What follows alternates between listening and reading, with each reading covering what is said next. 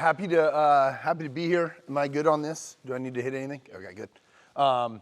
Again, like Eric said, Mike Zirelli. I grew up here in the Bay Area. I'm from San Carlos, California, up the peninsula. Attended St. Francis High School in Mountain View.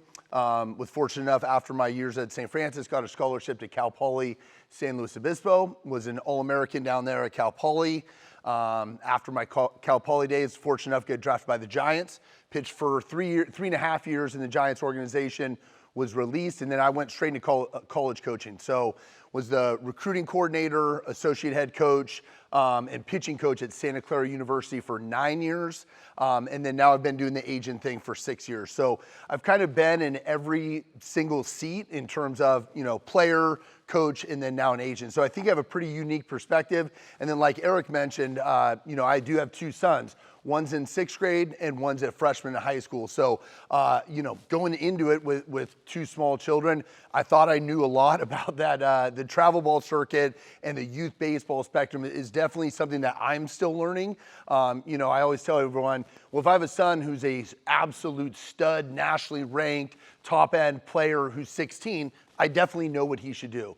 But what do you do between, ages 8 and 16? It's certainly up for debate and very confusing at times and all that stuff. So for Rep 1, the agency I work for, Rep 1 is a full service agency. And there are other full service agencies out there. And what that basically means is we can do everything for a player, the athlete, and his family from A to Z, whether it be marketing opportunities, and that could be, card signings or appearances, if they need their car shipped, housing, if they wanted to buy a house, money investing. Again, we cover everything. And with Rep 1, we do have a large football channel, fairly large basketball channel, and then definitely a big baseball channel.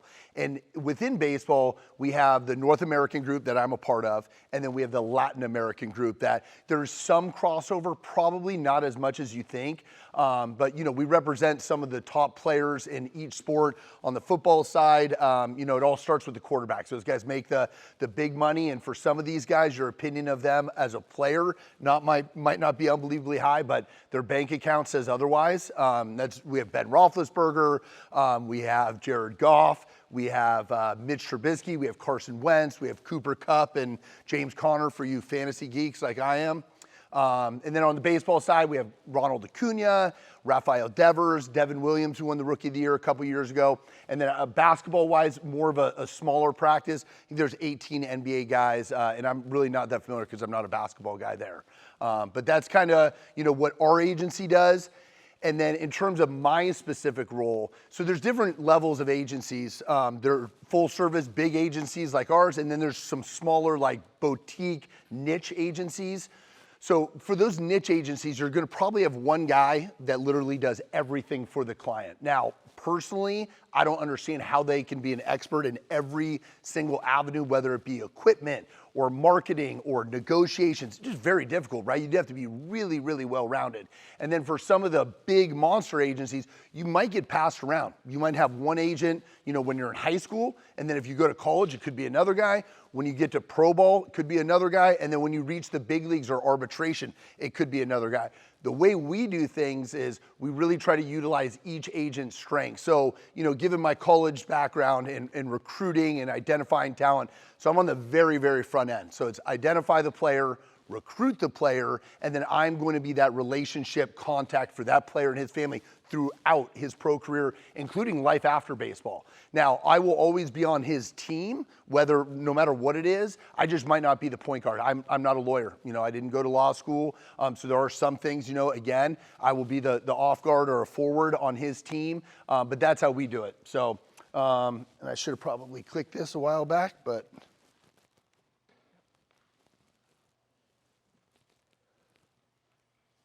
There we go.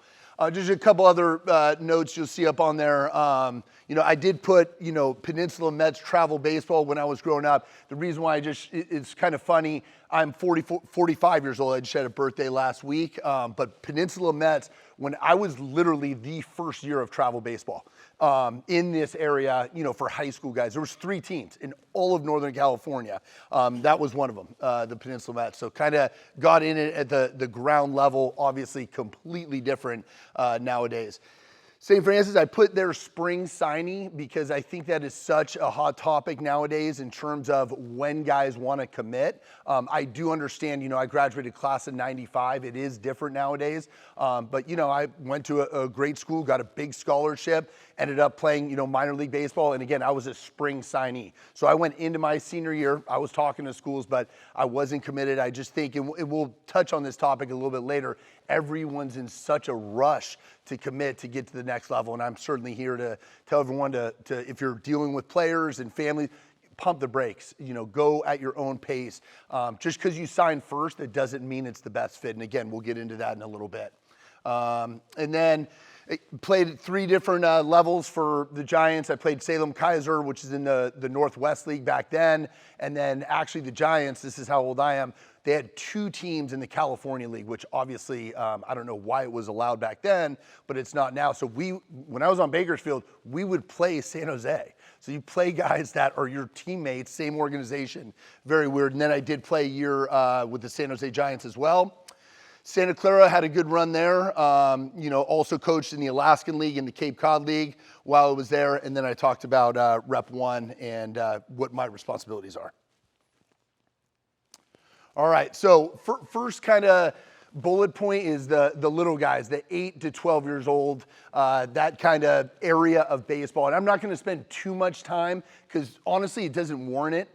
Just the main thing I will say is it should be a stress-free, fun environment. Fun being the main word. I heard a college coach the other day, it was on a podcast, I think it was the D1 baseball podcast. I was listening to him, and this guy said this, and I really found it intriguing. He said when he goes out and recruits, the high school kids, obviously the tools jump out first, and you're always looking for guys with good tools, and can he play the game? But one thing he really looks for is when the kid's on the field, is he having a good time? Is he smiling? And I kind of was thinking about that because, again, I have a young son. If you have a player in this age bracket, 8 to 12, and they are not smiling and not having fun, it's not going to last. They will not make it because they either feel too much pressure or they don't want to be there or whatever. But that's what it should be, a big smile on their face at all times. It's 8 to 12 years old baseball, and it's amazing how many people take it just so serious. Now, I'm not saying you shouldn't try to get your kid better, or there's a guy that eventually could be in your program.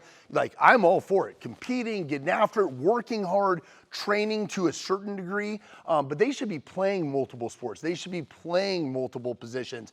And kind of the main story I have for 8 to 12-year-old baseball where I was just like, you got to be kidding me, is my younger son. This is a couple years ago, so this is 10U baseball, and my son plays on one of the did play on one of the high-profile Northern California 10U teams, whatever that means. And I was talking to one of the dads. He was like a guest player for our team.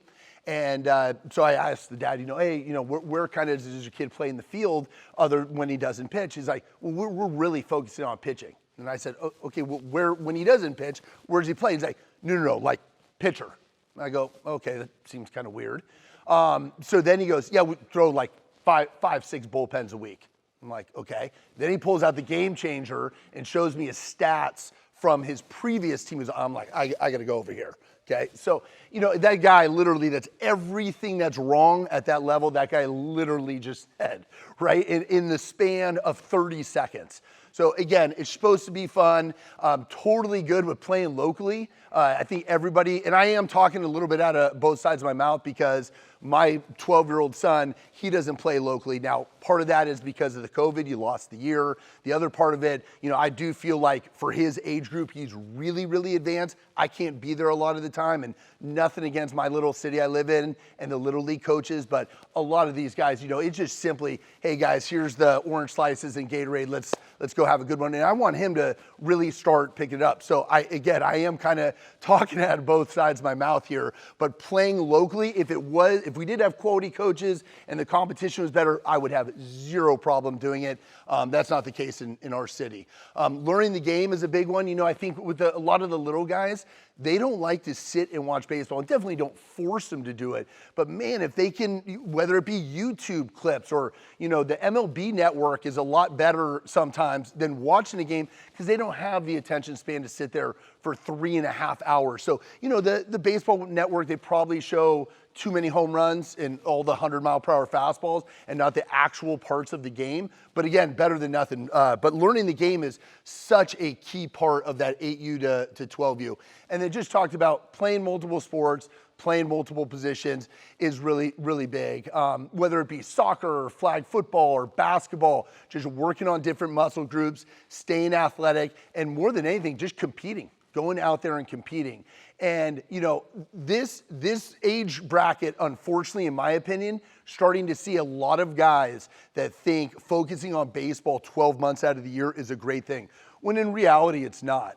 It's not. The biggest reason is the guy more than likely is going to probably grow up and hate the sport. And I coached a kid, Daniel Bax is his name. He ended up going to Stanford. Daniel was a 2-time national USA player. So 16U and 18U, meaning top 25 player in the country. This guy, most advanced high school hitter I have ever seen. Went to Stanford, freshman All-American, hitting the 3-hole as a freshman. This guy obviously is well on his way to being a top 3-round pick. After his freshman year, his kid's a thinker. It's just like, it's not for me. I'm gonna go back. I'm gonna stay at Stanford, but I'm changing positions. I'm gonna start pitching.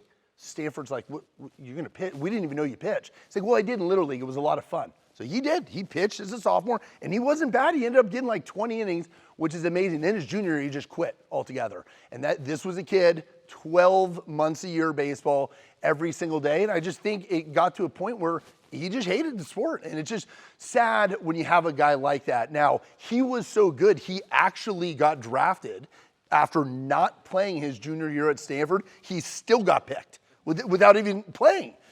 Played 1 year for the Red Sox, went out, this is professional baseball, hadn't picked up a bat in 2 years, hit over 300, and then he quit for good, and now he lives out of the country.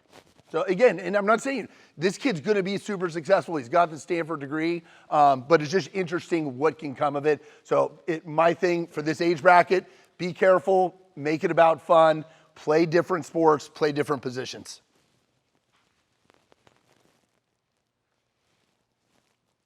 Oops. All right, 13 to 15 years old. This, to me, is definitely the most difficult age bracket in terms of it's just tough to know kind of where your kid fits in. And you have some guys that are 6'4", 225. Then you have these other guys that are tiny but are great baseball players. It's a very confusing time. The one thing I will say is, for all those kids that are just man-childs out there that are dominating this age bracket, the 13 to 15, you still have to be able to play baseball. And you see a lot of guys that just simply rely on their size and strength to dominate. And you got to remember there's more to it than that. And at some point, the size and strength, everyone's going to be on about the same level playing field. You get to Division I baseball, even the little guys are jacked, they're strong. All the pitchers have arm strength. So if you're just relying on that, someone's just, that's all it's about is, well, if my kid's bigger and stronger, again, long term, probably not going to work out for them. And again, the athletes are completely different in regards to their just physical stature, how they move, how athletic. Some guys get it really early. I mean, I can speak for my 2 kids. My older guy is definitely a late bloomer. My 12-year-old is way bigger, way stronger, way aggressive than most 12-year-olds, if not all of them. Now, again, he still has plenty of work to do, but him in terms of having success is just easier because when he doesn't square up a ball, he can still hit it really far and he throws really hard. So he doesn't necessarily have to corner pitch. He can just kind of just blow guys away. And just a reminder on that stuff, at some point you better be able to kind of hone in on your craft. I would also say, again, continue to play multiple sports. At this age, though, I really do think that the guys there are certainly a lot of guys that can handle a place like this. And for my older son, I thought it was the perfect timing because if I would have brought him into a KPI type of setting when he was in 8th grade, I don't think he would have enjoyed it. I think that a lot of the stuff would have been over his head. Now, this is just for my son. Everyone's different. I really do. Some of the stuff would have been over his head, and he wasn't ready to work extremely hard. And I think if I would have waited another year till next year, I don't know, like he needed this year. So again, I think we timed it right. Just, if you're gonna do the specialized training and start getting into the weight room, which I do think at this, age, 13 to 15, they should start doing some strength and conditioning stuff and really start to, you might know what position you're gonna focus on. Maybe you really wanna try catching. For my older son, he's been a decent pitcher, decent position player. He's really gonna go on that pitching side of things. So we're doing a lot of pitching specific stuff. This is the age where you can start doing it. So that's pretty much all I have on that one. The next one is high school here. Yep. So, high school travel baseball kind of together. I guess my first point on this section is a lot of times, and this is unfortunate, there is a disconnect between the travel coach and the high school coach. And I certainly hope that can change in time. I know a lot of travel coaches that are more than willing to work with the high school coach. I know a lot of high school coaches that are more than willing to work with the travel coach. Sometimes it doesn't link up, but if you have a player that's going to play beyond high school baseball, think it's about the kid. So you guys gotta link up and make sure everyone's pulling on the same end of the rope. Now, all that being said, the kid that's out there that has, for a pitcher I'm talking about, the high school pitching coach, the travel ball pitching coach, I throw bullpens with this pitching coach off to the side. My dad films me. That's kind of like my video and mechanics guy. And then he has a strength coach. He has a nutritionist. Way too many cooks in the kitchen. It's not going to work. That kid is getting way too many different perspectives, and he's going to be out there on the mound breathing out of the wrong eyelid. So you got to really be careful with that.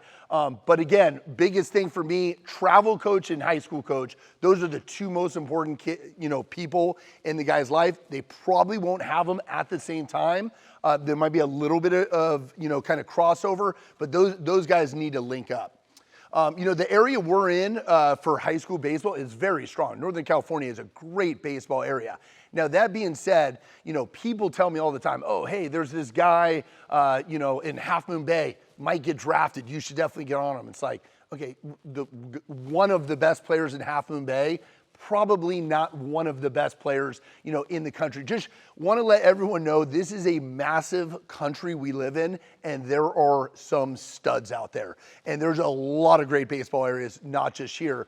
I mean, when you compare Northern California on the grand scheme of things, when you judge it against Southern California, you judge it against Houston or Dallas or Miami or Atlanta, it's behind all those. I mean, that's just the reality of the situation. Now, there are always gonna be some super studs from Northern California. I know, like, personally, this 2023 class that's coming up is absolutely unbelievable for Northern California. But it is a big country, a lot of good players out there, and just trying to put it into perspective, I think some people here, we live in this little bubble where people don't understand that there are guys from high schools in West Virginia and Connecticut thrown in the mid to upper 90s. It's not just, Bay Area or Northern California.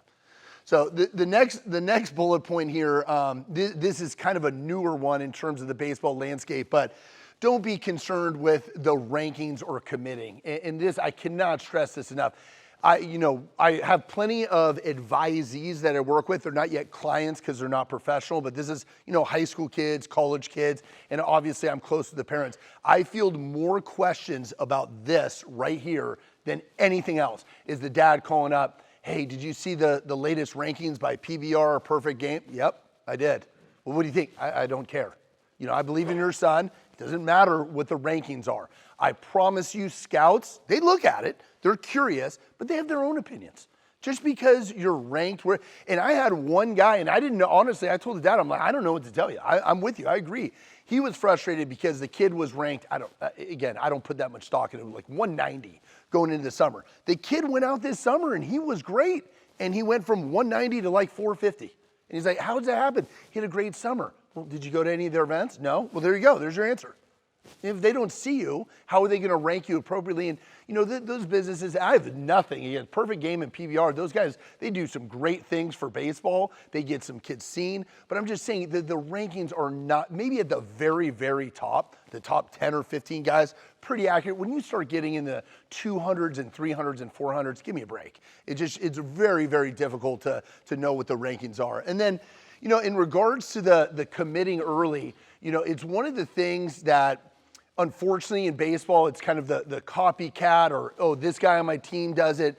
If you have a player that's on one of these elite, travel teams, there's gonna be guys that are on his team that are committing as freshmen or sophomores, And, I've seen across the country, there's some 8th graders that have committed. Well, just because that guy does it, it doesn't mean you should do it.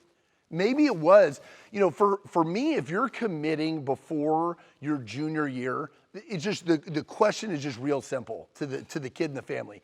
If every school in the country offered you 100%, would you go to the school? If the answer is yes, then maybe you should commit.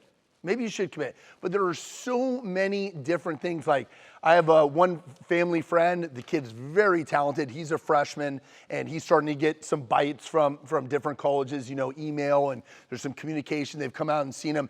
And he asked me, he's like, hey, really, he wants to talk to Vanderbilt, maybe Florida, Tennessee. And I was like, okay, do you know anything about those colleges? No. Is it a match socially? I don't know. Is it a match academically? I have no idea. Why did you want to talk to him again? Well, they're ranked really high. Well, they're going to be ranked high when your kid's in high school or in college. Your kid's not even going to be in college for another 3 years. That coaching staff might be gone, but it's like our society right now, it's just a race to do everything. So, the biggest thing for me is dream school versus first offer. So I'm not saying, again, you get an offer, if it is your dream school, you can make it work as a family financially, by all means, do it if that is your dream school. But a lot of people think first offer is like just you mold it into your dream school. And unfortunately, there's so many kids that decommit after they do commit, or transfer portal. I don't know if you guys are familiar with that, but I mean, thousands and thousands of kids in there because they didn't go to what's the best fit. Unfortunately, you get a lot of dads that, they want to throw on the Power 5 conference hat at the water cooler at work. So they'd be like, yeah, my son's committed here, versus maybe that mid-major school that is a significantly better fit for the kid, not only athletically, but also just socially, academically.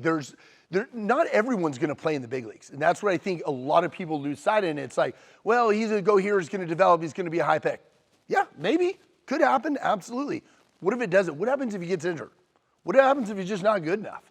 I mean, I can speak just for myself. I always thought I was going to play in the big leagues. Looking back, wow, crazy that I thought that. But, why would you ever play if you didn't think that?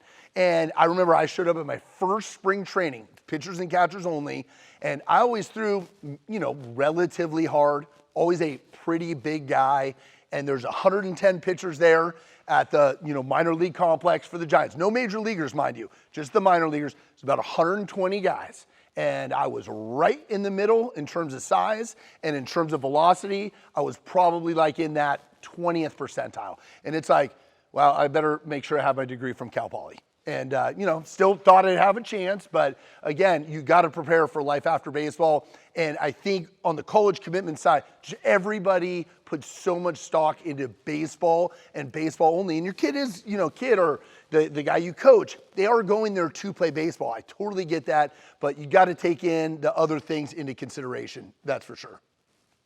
The last one under that section, if you're an elite, if you're coaching an elite player, or someone that is a high-end player, the money, the scholarship offer, it will always be there. It will. Now I'm talking about the top-end guy. They can wait till they're a senior. It is amazing with colleges how they magically just come up with 85% when it is a super stud. I represent this one kid that he was committed to one school, and right before the summer started, that coach got fired. So, did the whole deal with the NCAA. This is a few years back. He got his release. So now he was technically a free agent. He could go wherever he wants, didn't have to sit out. And it's funny because there's other agents with Rep 1. They would call this particular college, and the college coach would be like, Sorry, for his player that was about to transfer, yeah, we're out of money. That I would call with this guy who's elite, yeah, we have 90%. It's like, well, you just talked to my colleague. You said you had 0%, but somehow you fell upon 90% for this guy. Again, if you're a high-end guy, the money will always be there. This stage for a lot of top high-end guys, the high school travel ball stage, and myself included here, we all forget about just getting better. You have to get better during this stage. And a lot of people just look at it, well, I need to showcase. I got to get out there. I got to show colleges what I can do. I got to, go to this event where there's going to be a lot of pro scouts. Are you ready for it?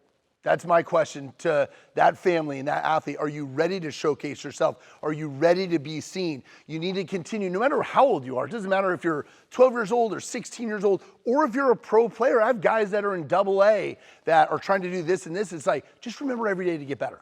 That's what that's what your job is as the athlete. Wake up that day, pick out one or two things, and really try to get better. And again, I think we all lose focus on that sometimes, is just get better. And then kind of, what the scouts are looking for. And I believe Adam is talking about, or it might be Eric, something about building a player. So there might be some crossover here later on. But, the pro scouts, in terms of what they look for these specific players, it really comes down to what position you play in. So if you play up the middle, and I'm not talking about pitchers here, I'm talking about, position players. If you play up the middle, it's defense first, specifically at catcher and shortstop, and to a degree center field. Not so much second base, but up the middle, defense first. That's what you signed up for. The only way that could change, like with the catching situation, eventually if they do go to like the robo-umps, then maybe that will even become, as crazy as it seems, an offensive position. But as it stands right now, you are defense first. Catcher, shortstop, center field. And this is colleges, this is pro ball, the major leagues. Very, very difficult to advance in your baseball career if you are not a premier defender if you play those positions. And then simply if you're the other ones, corner infield, corner outfield, it's bat first. They're looking for guys that can hit. Hitting is extremely difficult. And as you move up the baseball ladder, it's even harder and harder and harder. And then obviously, do you have power? Can you run? To me, every scout, you hear them say this, and it's just so true. And I'll get to the pitchers in a second, but as a position player, you typically have to have at least one tool you can kind of hang your hat on. Like, what type of runner are you? Are you an elite runner or are you an average runner? If you're an average runner, there's plenty of those guys. But, your arm strength, is it plus or is it average? You need to have one kind of tool. Maybe it's power. Maybe it's the ability to hit. But you need to have at least one tool to really hang your hat on. And then the pitching side of things, right-handers versus left-handers. I'm going to say kind of the numbers for right-handers and then just kind of take them down a notch because the lefties are always obviously at a premium. But, for a right-handed pitcher for Division I baseball, they're looking for guys that throw 90 plus. That's in 2021, that's what they're looking for. 5, 10, 15 years ago, maybe not. Probably not. But today, it's like 90 plus. And for everyone that says, well, you got to be able to pitch, you got to be able to get outs, absolutely. I'm the first guy to agree with that. But if you're getting outs at 84, I'm sorry, Arizona State and LSU aren't going to be calling you. I guarantee you that. So there's kind of that fine line of you need to have the stuff, and you obviously have to have success. Just like the guy that can hit 500-foot bombs in BP that's not very good during the game, strikes out all the time. Yeah, well, he's got that one tool. It has to work in the games. I understand that, but you also have tools. You have to have the tools for sure.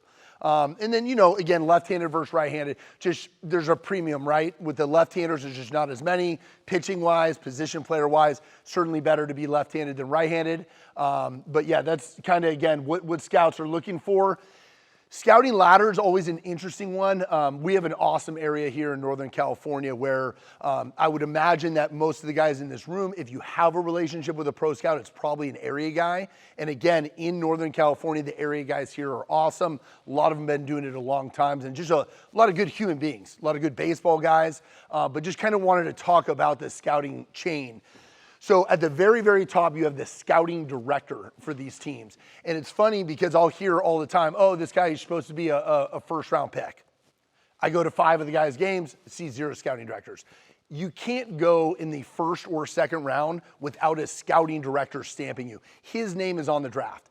when they, draft these guys in the first or second round, they're giving them 7 figures or more. In some cases, if you're a top 5 pick, you might get north of $6 million. That's the guy it's going to come back to. So obviously, he's going to be the one that sees these guys. So if a scouting director is not at your games, I'm not saying it's 100%, but it's probably about 99.9%. That you're simply not going to get drafted by the team. So that's at the very top. Then you have the assistant scouting director below him. That's going to be a guy that's going to have some influence on the first 2 rounds, probably be responsible for like those 3rd and 4th rounders. After that, you have the national scouts that they cover the whole country. It's going to be another voice in those top 4 rounds, but kind of focusing on those 5, 6. Then you have the cross-checkers here for Northern California. It's obviously West Coast cross-checkers. They're kind of responsible, again, another voice for those top 5, 6 rounds, but the 7 through 10. And then the area guys are solely responsible for those, draft picks after the 10th round. And, you got to give, I find it funny sometimes a guy will go early in the first round and be like, oh yeah, that scout drafted him. It's like, no, he didn't. The scouting director was the guy that chose him. The ones that impressed me are the guys that have a scout. Like the scout that drafted me, he had 3 players that were drafted after the 25th round that made the big leagues. That's impressive. Marvin Bernard was one of them. That was a 50th round draft pick. That is 100%. That area scout, unbelievable job on that one. So that's, all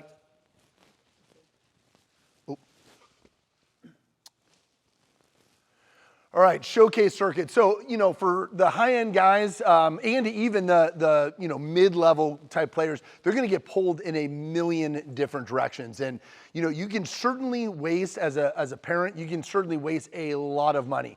It's amazing, both of my kids, ages 12 and just turned 15, they haven't done a true, real showcase. The 12-year-old's obviously way too young. 15-year-old, I don't think he's at the stage, like he's not ready to do it yet. Yet these 2 guys get invited. It is our email. It's almost every day. So if your email somehow gets in like the baseball circles, you get invited to something every day. It's almost comical. So anyway, and I have a friend, by the way, who's 45 years old, that he gets invited to him. Himself. He's 45 years old. Obviously, they get the wrong name in the mix-up, but if your email is out there, it will certainly get used. So, you're going to get pulled in a million different directions. I spoke to a dad a few years back. His son went to a WCAO high school here in the area. He said on showcases only, he spent $15,000 in his 4 years. 15 grand. I'm not talking about private training. I'm not talking about equipment. I'm not talking about flying to a tournament in Florida. I'm talking about showcase, like fees only. $15,000. His son, by the way, played 1 year at a junior college and then shut it down. So it is amazing. Just make sure it's the right one for you. For instance, if you want to go to a school in the Northeast, like kid in high school, really attracted to the Northeast, maybe he's from there, maybe he just likes those schools up there, you should probably think about playing in some showcases up in the Northeast. Why would you play in showcases that are here locally in Northern California? Now, on the same token, if you want to, if you're looking at, Division II, Division III schools here on the West Coast, again, try to find the appropriate ones for you. Obviously, for the elite guys, there are these national showcases. I'm sure a lot of you guys have heard of them or been to them, are very familiar. You get the area code games, you have the Perfect Game National, you have the Perfect Game All-American Classic, the USA Baseball and PDP do some stuff. And these are national showcases you got to get invited to. Those are great. And for the majority of those, they're free. Now, you're going to have to get there, but they don't charge you money to participate in their events.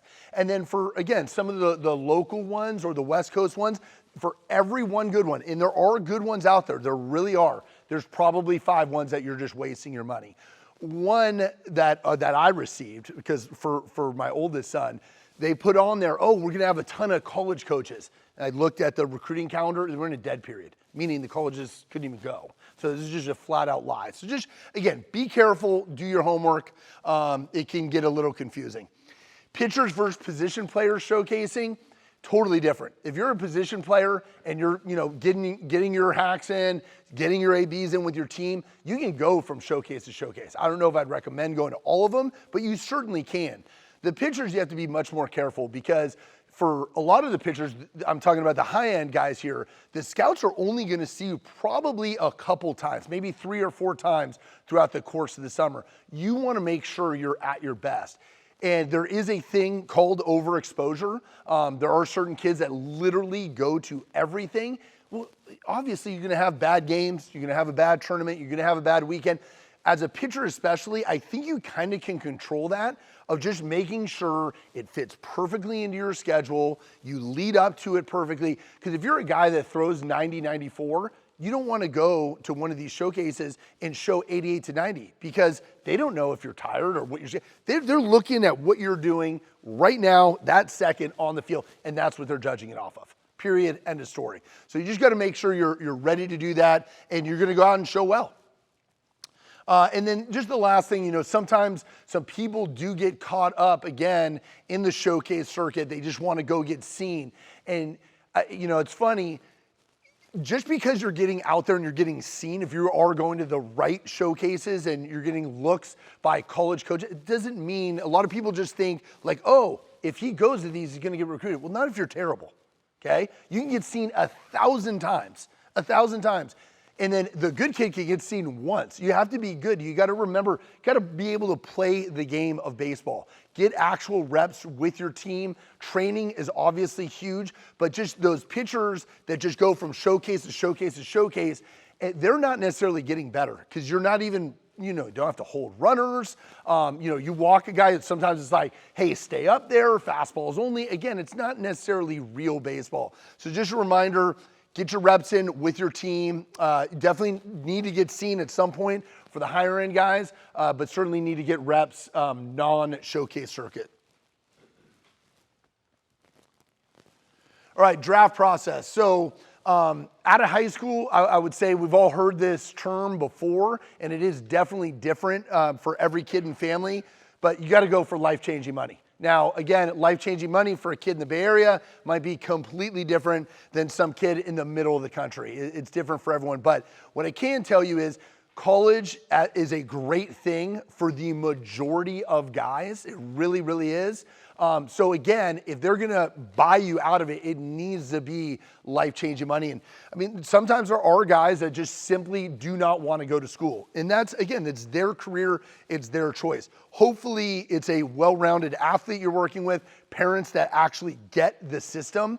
And hopefully the reason why that money is so important is, number one, if baseball doesn't work out, you want to have as much money as you can. So 200,000 versus 2 million in your bank, it's a pretty big difference. The other thing is, and this is just, obvious, but I don't think people talk about it enough. If you sign for $2 million, if you stay healthy and you don't do something stupid off the field, they're going to literally promote you every year. Every year. I played with a guy, Arturo Scoop McDowell with the Giants. Great guy. He was terrible. He was awful. The guy is a career 190 minor league hitter. He was our first rounder, signed for $1.6 million. He hit, 180, 190, 205, 190, 4 years. 4 years. He was a football player trying to play baseball. He played his 4 years of minor league baseball, got promoted every single year, never had to check the lineup card. He was playing center field and batting leadoff every single game. Well, just after 4 years, he was terrible. He knew it. He was almost embarrassed by getting promoted and all this special attention. He quit and went and played DB at Alabama football. And unfortunately got hurt, never played again. But again, he was going to play in the big leagues. Zero doubt in my mind. Didn't matter what he hit. They gave him a ton of money. So that's another reason why it's almost a guarantee you're going to make it. So you want as much money as possible, that's for sure. The next one is a really big point. Are you ready to sign out of high school? Not many guys are. And that's just the reality of the situation.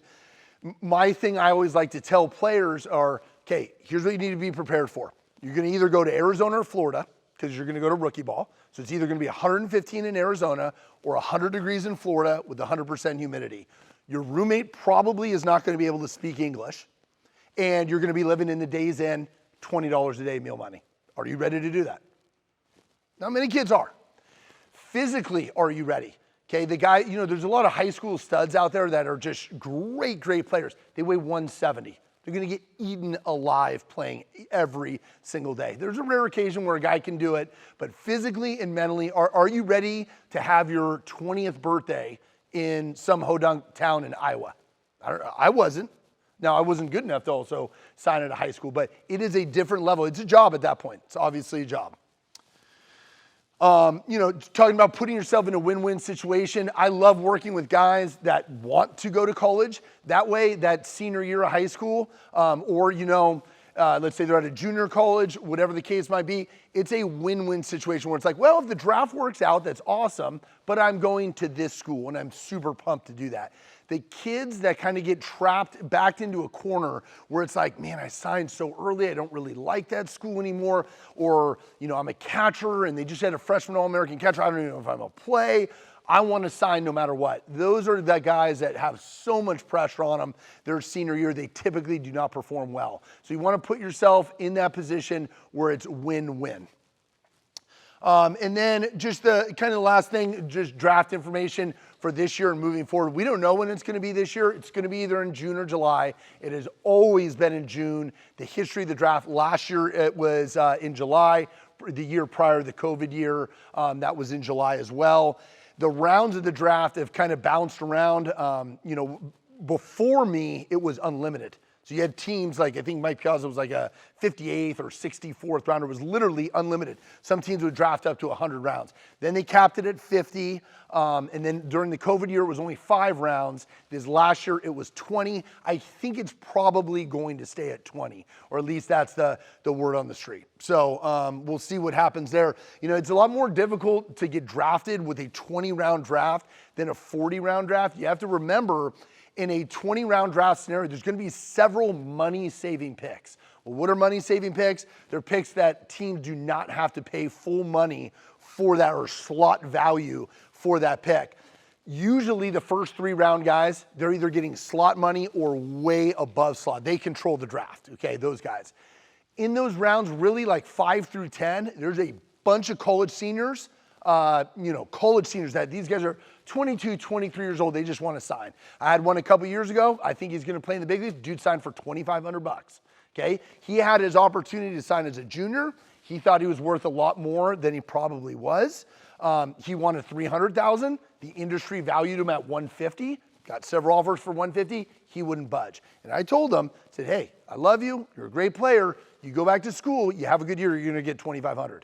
Went back to school, had a great year, got $2,500. Now, again, he might make it to the big leagues, everything could be fine, but you have that leverage year. Is obviously at a high school, you have all sorts of leverage. After your junior year in college, you have all sorts of leverage because you have eligibility left. When you're a senior, you have no leverage. What are you going to go do? You can go work, like get a real job, and usually the kids are, no thanks, where do I sign? Right away. This was my negotiation. I was a college senior. The Giants scout handed me the contract, handed me the pen. He goes, we have a rule in our organization with the Giants. For every college senior, we give them $2,000. It's non-negotiable. And I said, okay, do I sign right here? And the guy goes, yeah. And I signed my name and I handed it back to him. Now, again, I was a college senior. So I had my opportunity my junior year. I didn't perform to what I needed to be a high pick. So that's kind of some draft stuff. And then just last one, college baseball. Tons of great college players all over America and in our area. Guys come from anywhere. D2, D3, NAIA, it doesn't matter. They will find you. It's not like it was in the 80s where they don't know. Nowadays, literally, if you're good, they will find you. I have a big league client that went to Cal State East Bay, Division II school. Out of high school, he was offered by one school, Cal State East Bay. He would have gone to a JC, but the JCs in his area, they didn't want him. He went to Cal State East Bay, had an okay career, got really good as a senior, and then out of his draft class, he was a 17th round senior, and out of his draft class for Major League Baseball, he was the second fastest to reach the big leagues. And he's got a chance he's an injury away from being the Dodgers closer this year. I mean, just amazing and remarkable. Everyone has their own path. Just because you're not, going to a Power 5 school to high school, that doesn't mean you can't make it. Everyone kind of develops at their own pace, and that's just kind of one story. Talked about this already a little bit, but kind of the name school versus the best fit. Just certainly, again, it doesn't matter what the school is necessarily now. it's just so hard to project all of these colleges because they all look so different, usually on a year-to-year basis. It's not easy in college baseball to just year in and year out be a top dog. So there is turnover and there is cycles, and it's a lot. I mean, Cal State Fullerton for the last 35 years has been the most dominant, best program on the West Coast. I mean, over UCLA and Stanford, like literally they've been that good. They've had some coaching changes now over the last couple of years. They've struggled the last couple. I'm sure they'll be back. I don't know when they'll be back. But again, it kind of goes in cycles. You got to make sure you just, again, go the best fit. And then again, talked about this. What are you looking for in a college? Is it power of the degree? Is it the conference they play in? The facilities? There's so many different levels. I know for me, when I was going through it, and I was fairly, I wasn't recruited by the Power 5 schools, but recruited by a lot of the mid-majors. And for me, it was like, what is my opportunity as a freshman? It was super important for me to at least be given an opportunity to start on the weekends as a freshman. And Fresno State, I met with, and their coach is great. He goes, I asked him, I said, we'll have a chance to start as a freshman? He goes, no. I'm like, okay, I'm not going to this school. I mean, the guy literally looked me right in the eye and said, no, you wouldn't. Now, I don't know why I wouldn't say, well, we'll give you that opportunity. We got a lot of guys ahead of you. He didn't choose that route. Old school dude, and just gave me a one-word answer. But that was, for me, opportunity to start as a freshman. I definitely wanted to stay on the West Coast, so I wasn't interested in like any school east of the Rockies was not for me. And then I just wanted like a fun, cool school. I didn't want a super small school. I didn't want a giant school. Cal Poly was literally checked every box for me. My parents that were also involved in the decision, and they should be, and my high school coaches and travel coaches, they're all kind of involved in the decision. They love that, about having an opportunity to play early in your career. They obviously happened to also care a lot about academics, probably more than I did at the time. And I just happened to land on a school, Cal Poly, that is good academically. So it kind of worked out for everyone. That's kind of all I have. Open it up for questioning.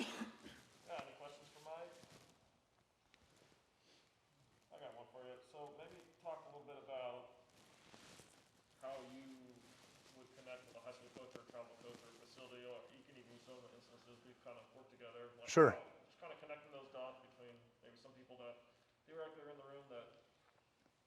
Yeah.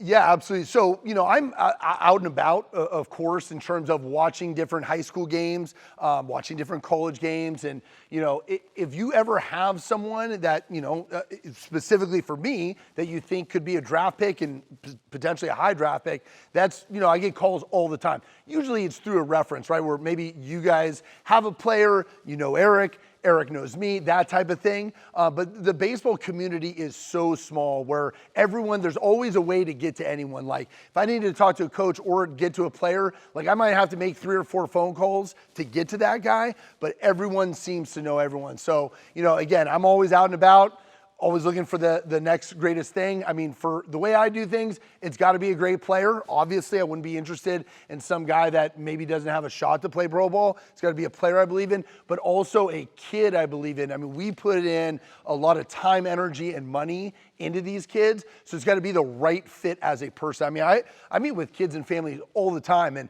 after the initial conversation, I'll just be like, we're out on that guy. I'm not dealing with that mom. That kid's a prima donna. Just no way. So, but again, you guys always, if you have questions, you can always contact me. My information's on here, or again, you feel free to get it from Eric. But always happy to answer questions or give guidance because it can get confusing. And it's, again, each player it's completely its own entity. It really is. There aren't 2 guys that are ever the same, or very, very rarely anyway. Mike, once you are representing a high school athlete. Yep. And they're on the path to do real well, what's your interaction with the high school coaches? So completely depends on the high school, to be honest with you. So I was working with this one high school coach a couple years ago, young guy, first gig ever. I almost felt bad about it. I just called him just to introduce myself and be friendly. And the kid, my guy was a pitcher. And he goes, You just email me at the beginning of each week. You tell me what game you want him to throw and how many pitches or innings you want him to go. And I'm sitting there like, you got to be kidding me. Like, it was unbelievable. So we just said, hey, just throw him every Thursday. Don't ever have him go over 100 pitches. Don't throw him in any other game. And the guy goes, okay. And that's what he was. And he emailed all the scouts. It's real easy for this guy. He's throwing every single Thursday. Always going to go between 80 and 99 pitches, and he's not going to be throwing any other day of the week.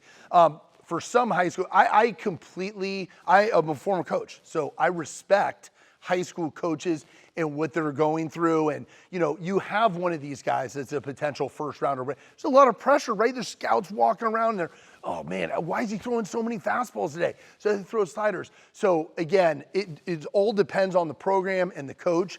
But I love to work with them as opposed to against them. And from my vantage point, the only thing I need from the high school coach, I don't need like constant updates and whatever. The only thing I need is like, if you say he's going to pitch on a Friday, you have to pitch him on that Friday, unless it's pouring rain. Because these guys, and I had this poor high school coach in the East Bay a couple years ago, the guy just did not get it. And really small program, really bad program. And I love this guy to death. He was trying his hardest, but I mean, they were canceling games. They were changing venues. And the player I had, like, they have bosses flying into town, and I would have to call the organization that afternoon and be like, hey, his game got canceled. And the guy would just, you can hear him gritting his teeth on the other line. I mean, remember, if scouting director is flying, it's one guy. He can see one player that whole day. He's choosing your guy. So just coming up with a schedule that works is the biggest thing for me. It's like, hey, let's really try, if it's a pitcher, let's try to be somewhat consistent, right? Is he the Monday starter? Is he the Wednesday starter? And then let's, have some communication about like, I always leave it up to the high school coaches. Where do you see him at in terms of like pitch count right off the bat? You're around him way more than I am, but I just want to be in the loop, so to speak. Obviously, there's going to be some guys that you're going to have at some point in time, or specifically really coming up, where you're going to have to communicate, and it's a group effort, and you just want everyone pulling on the same end of the rope. So my advice would be I would meet with their advisors and kind of just go over it. Again, it's your program. You're going to do it how you want to, and rightfully so. But I just think you want everybody pulling on the same end of the rope. Any other questions? Well, appreciate Mike coming out. He's a Bay Area guy. He's a really valuable resource. He's been great for us and great for me personally to kind of bounce ideas off him and consult with him. So I definitely encourage anyone who might be interested in talking to Mike about something to reach out. He's a great dude. He's a great resource for us. Yeah, thank you guys for your time.